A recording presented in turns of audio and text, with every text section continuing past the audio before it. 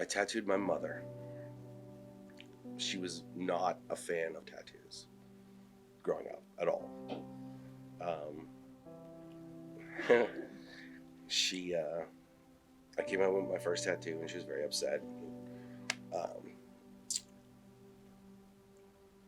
we were working on getting the shop around, and my mother had said to me, "If you open a tattoo shop, I'll get a tattoo." And I don't think she knew the kind of drive that I had. And so a couple months went by, and I came home, and I showed my mom. I said, "We signed the lease on the building. Like this is happening." And she said, "Fuck, I have to get a tattoo now."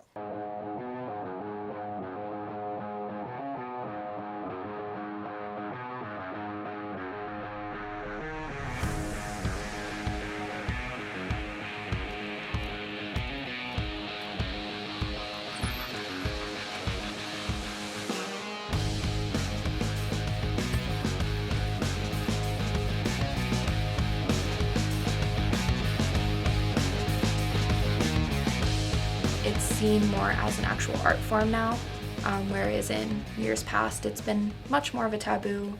It's a lot more respected, and people are starting to embrace like both the industry and the culture of tattoos a little bit more as we're kind of evolving.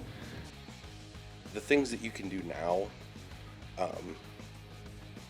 style-wise and technique-wise, you couldn't do 20 years ago. There's designs that have been redone like so many times that they're over like 100 years old that people still hold on to, and you can like put your own little twist on it. So even though it's something that's been done so many different times, you can always make it look different. So that's always fun. Throughout my apprenticeship, both of my mentors kind of taught me to be well-versed in a variety of different styles, but styles that I typically gravitate towards are definitely a lot more bold lines, a lot of color work. I usually, when I'm approaching like certain designs, and I usually approach it in trying to gather like specifically with color, like their skin tones, and trying to find colors that will complement them, like certain colors that'll work for, say, a cooler skin tone don't work as nicely with like a warmer skin tone.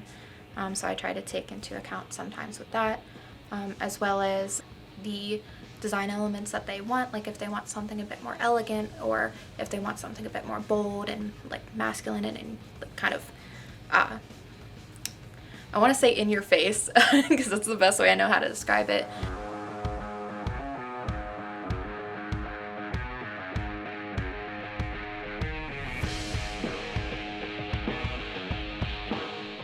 I kind of have this thing where I pick out my tattoos the night before or like the day of, and like I'm not an impulsive person whatsoever, but when it comes to tattoos, I just find something I like and I get like this feeling, that's cool, I like that vibe, I feel like it fits me, and then I get it the next day.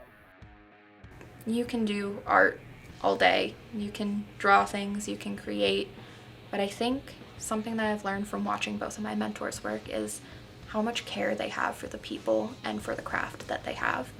Like they take so much consideration into what they're doing, for like who they're doing it for, and how much love they have for both the industry and the people. And I think that is probably the most valuable thing that I've like learned, is how to give myself to others and what I can give myself to the people around me and to the industry and what I can do. Sometimes I think that a lot of people don't realize how much more work is under the surface than just the physical tattooing. It's something that I learned throughout my apprenticeship is it's not just coming in, doing the tattoo, and like kind of finishing your day. There's a lot of management that you do for yourself as an artist, a lot of work that you do for your shop, for the people around you. There's a lot more work that is typically done even outside of the shop. I feel like a lot of people who are not as familiar with the industry tend to think that it's you come in, you do the work, and then you go home. But there's a lot more work that we even do past being in the shop to prepare and make sure that we have the best like piece and like work for the client.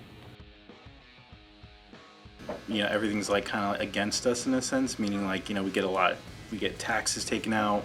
We're independent contractors, so we don't get a lot of benefits. I'd say those things are something that a lot of people don't think about when they get into it, because they just see all the glitz and glam that come with it, and they don't think about the long-term effects of being in the industry.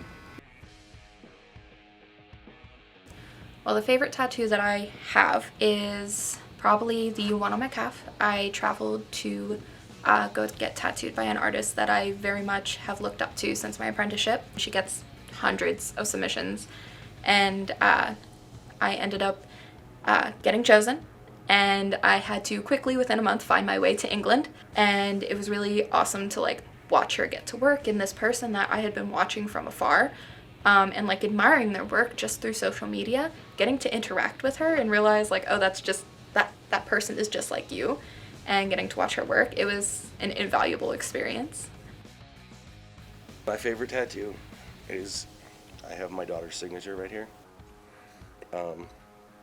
She was 5 years old, and she's shown a lot of interest in wanting to tattoo. She's 10 now, but when she was 5, we came in here one night and I made her practice her signature a bunch of times, and then she made a stencil for it, and then she gloved up and she tattooed it on me, and it's literally my favorite tattoo ever. It's perfect. It's not what you see on TV. It's not I'm a rock star. I cut my grass, you know, like I'm a dad. My wife works at the shop. Like, we're just a family. Like, there's nothing. It's just a job. It's a great job, but it's a job, you know.